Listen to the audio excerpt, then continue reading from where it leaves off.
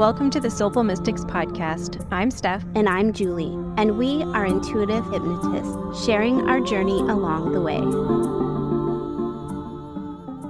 Hi, Julie. Hi, Steph.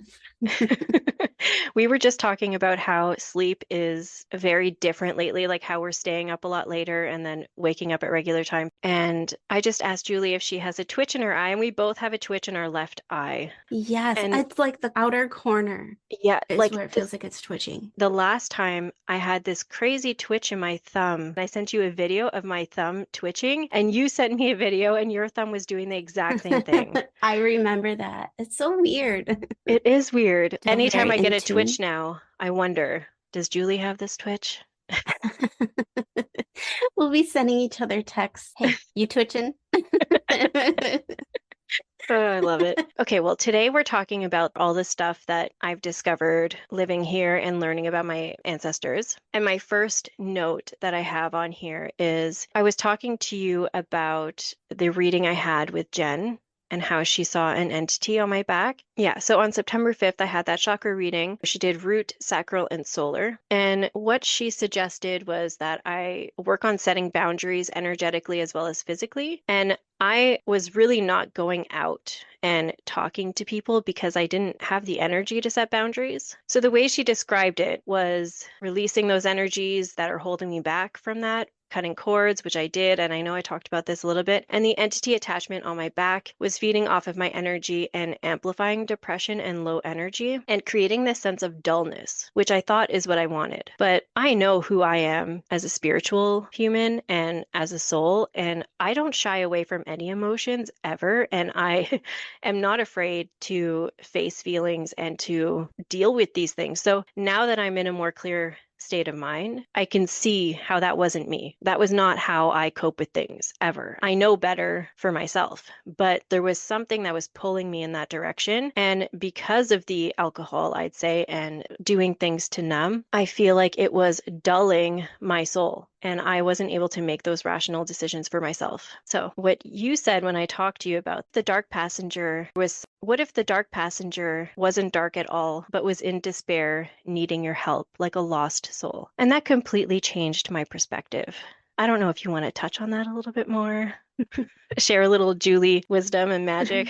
Well, the lost soul thing had been coming up for both of us, I think, specifically in some sessions that we had before. I know I had a session specifically that I'll probably share in the near future, but the quick gist of it is that I released lost souls in this session, and it totally took me by surprise. So the biggest thing that stood out to me was that I could feel these souls just needed to be loved before they could move on. And I felt that deep inside of me, and I literally embraced them before they went into the light. And I just felt such a responsibility. And I'm like careful using that word because we all have free will. And I just felt like a deep need within myself to just love these souls before they could move on. So after you telling me that, it was right after this session had happened, and that was so fresh in my mind. And so that's where I was coming from, was just my own experience of feeling that they needed to be loved. And I think with our entity training, just through the hypnotic arts training, we've learned that a lot of the stuff that manifests as dark or scary really isn't. Because when a soul is lost or they're stuck on the earth plane, there's a lot of confusion. A lot of times they don't know that they've passed on. They're just stuck and they can't get through to anybody. And I mean, I can't even imagine spending time in a space like that. And all of the emotions, the confusion, the sadness, the loneliness, it just amplifies and accumulates. And I think it comes off as a darkness or coming off as anger. And then sometimes too, I think they learn to feed off of our energy. So yeah, that's where I was coming from. Just a need to show love and compassion and not just jump to, oh, it's bad or evil or scary. Because I think more often than not, it isn't.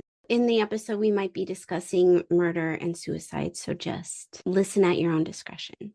Yeah, in that situation, I don't know what it was, but if you view it as a metaphor, right? I don't have to fully understand it to know that it was affecting me and that I was allowing it to affect me without trying to understand it in order to release it. And I do want to help lost souls. And I feel like subconsciously I'm giving off that energy, which is what's inviting them to me. But in that time, in the state of mind, I wasn't fully aware of what was happening until I was. I feel like this feeling of despair, the feeling pulled to drink, was my great great grandfather. He did have a farm, and the city here decided to flood the lands to create a lake. And 3 years after he lost everything that him and his father built, he died by suicide. I don't know what was going on in his life. There's no way for me to know that. But what I do feel is that that despair that I was feeling was coming from him. And maybe that was him asking for my help, just like you said. And I feel when we leave our physical body, the last thoughts and emotions running through our mind and our heart can stick with us.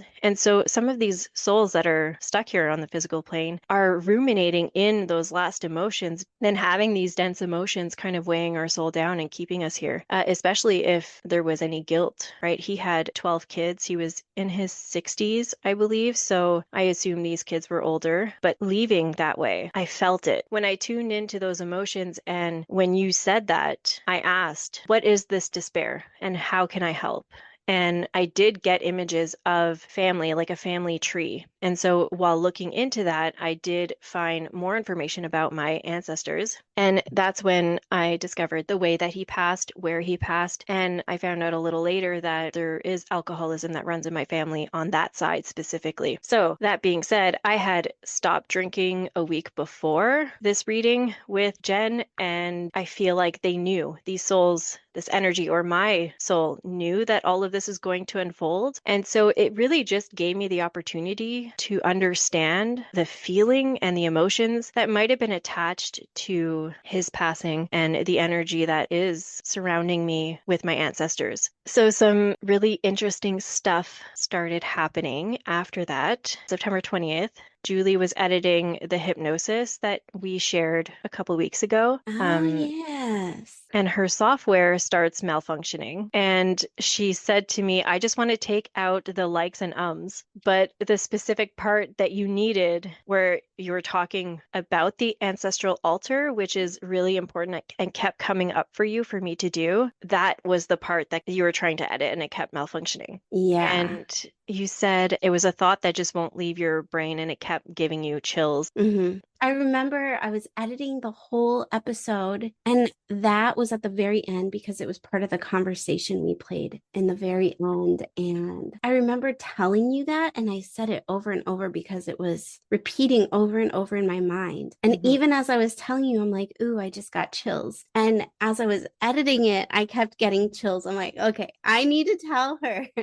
Yeah, so I replied to you that my mom and my auntie are taking the day off to come here and we're going to go to the cemetery. And I asked my auntie to bring me stuff. So she collects all these figurines and all sorts of sentimental items. So I asked her to bring me some stuff so that I can have pieces of things that they actually touched and held dear here in the altar, or even just photos. I believe my great great grandmother, so the wife of this man we were just talking about, lived until she was 101. Wow. Yeah, That's like pretty amazing. that's what, a century?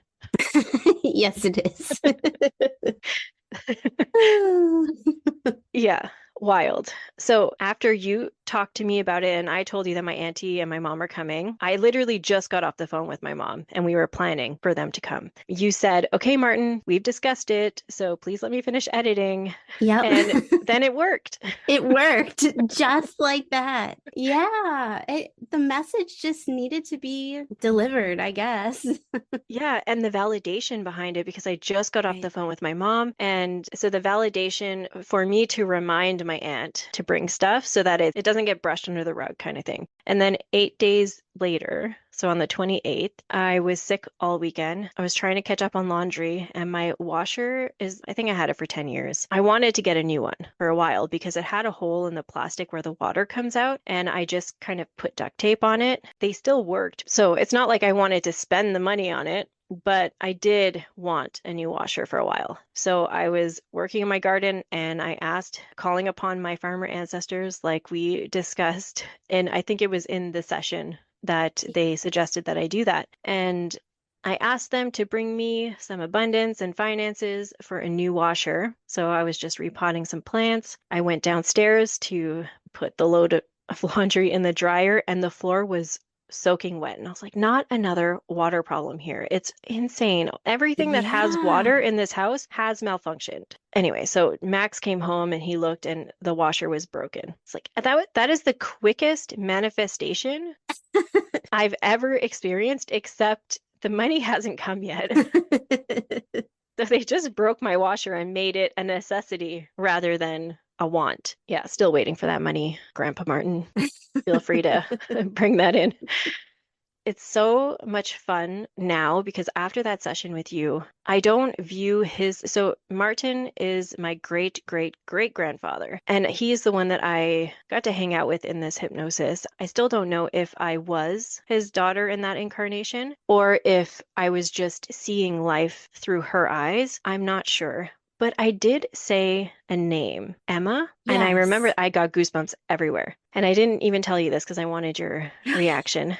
So Emma is my godchild. Alex, her mother, had a really rough pregnancy with her, and it's a miracle that she survived. She has a beautiful soul. She laughs at everything. Her laugh is contagious. She's just such a warm, vibrant light. Aw. And she has a condition that really limits the amount that she can communicate, but she observes everything and she understands everything, and she's so smart. And she is in love with Max. Aw. I mean, she thinks that he's beautiful, which he is, but he has this beautiful long hair and it's so curly. It's really long. And whenever we see her, she points and says, like in her way, Mononc Max, Uncle Max, to take out his hair. And so he takes out his hair and he like gives it a good shake and she just loves it. And every time I see that or I think about that, my heart feels so full. And her name is Oh. Emma. And that's why I thought she was coming, that name came through. Yeah. Because when I viewed this man, Martin, he gave me those feelings of just warm love. And it reminded me of Emma. But one of his daughters was actually named Emma.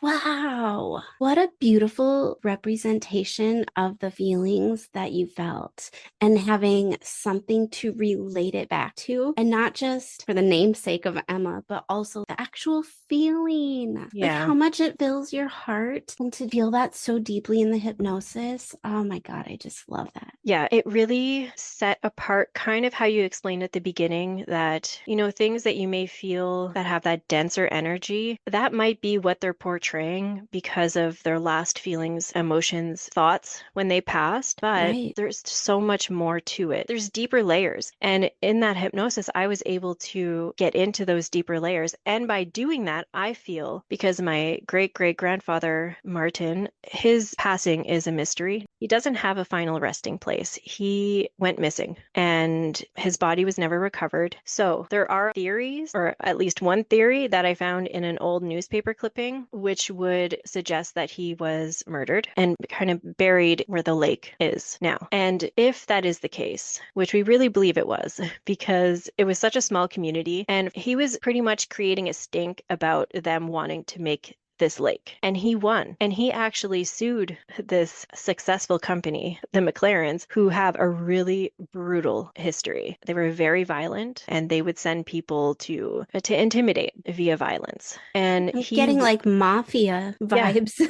it is basically. And what's Wow. wild is where I used to live in Buckingham, there's statues of these men. How this all played out is still wild to me. It's like you were the chosen one, Steph. You were the chosen one to figure all of this out and begin the healing process for your whole lineage. Yeah, we start healing ourselves and putting ourselves as a priority in healing. We are healing our bloodline, whether intentionally or not. That is what's happening. Because when you heal yourself, everyone around you and connected to you feeds off of that in some way. And Absolutely. I believe that 100%. I don't know. And so my great great grandfather married an Emma. So he had a sister named Emma, Okay. older sister, and his wife was Emma. So, Now, is and I this didn't. Carl or a different child? Yeah, Okay. so Martin had a daughter named Emma, Hmm. and when they moved here is when Carl was born. So Emma was born in Germany, Okay. and she took the boat with them. So they had three daughters that they traveled here with, and then they ended up having nine more kids here. Whoa. Yeah, and so Carl was one of those kids. and he married an Emma, and she's the one who lived until she was 101. Wow. And so Carl, he's the one that died by suicide? Yeah, and I have been calling him in whenever I do something really fun and positive. So I Mm, went for a drive the other day with the dogs, and I called specifically him by name, and I felt his presence, and his presence wow. was so much lighter.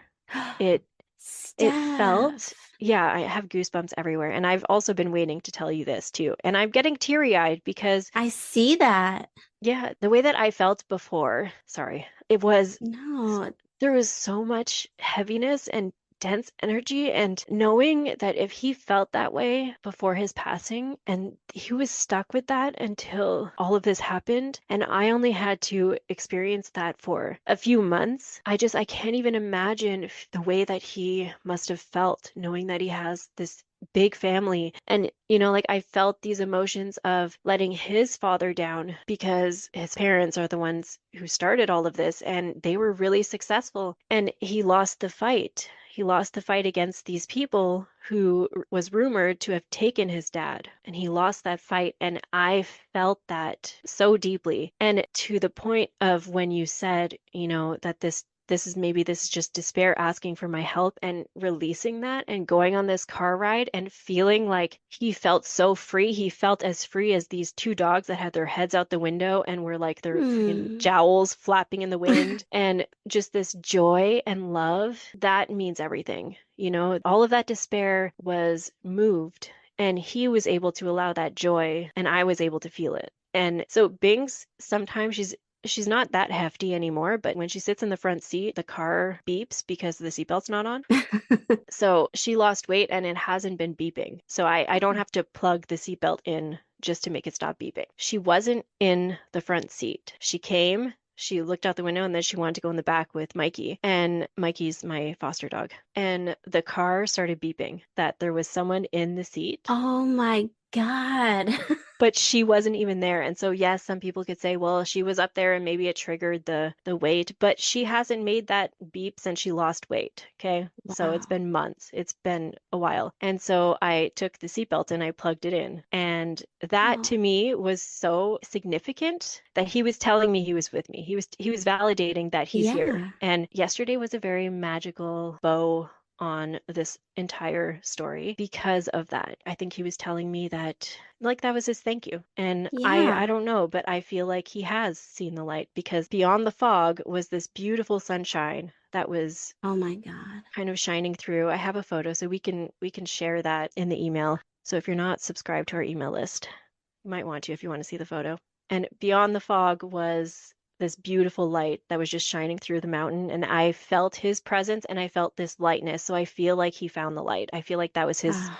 sign for me that he has moved to the light. So I don't know. It's just really beautiful. Okay. I am in head to toe chills right now. Me That too. is just so beautiful.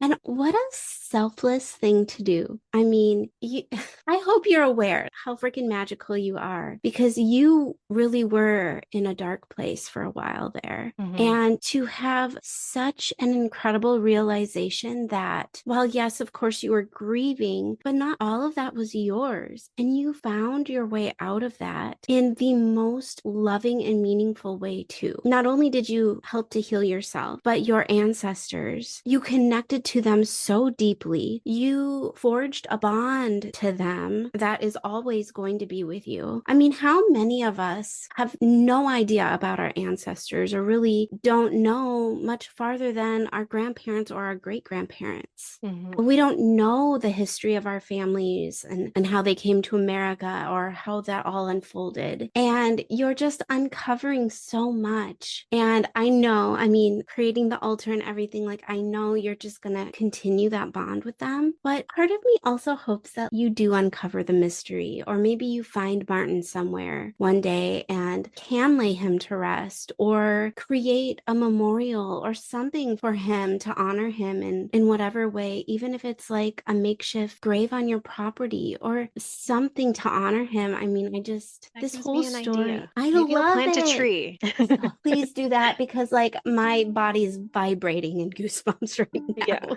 So much done. yes. And that's it for today's episode. Until next time, stay curious. Stay mystical.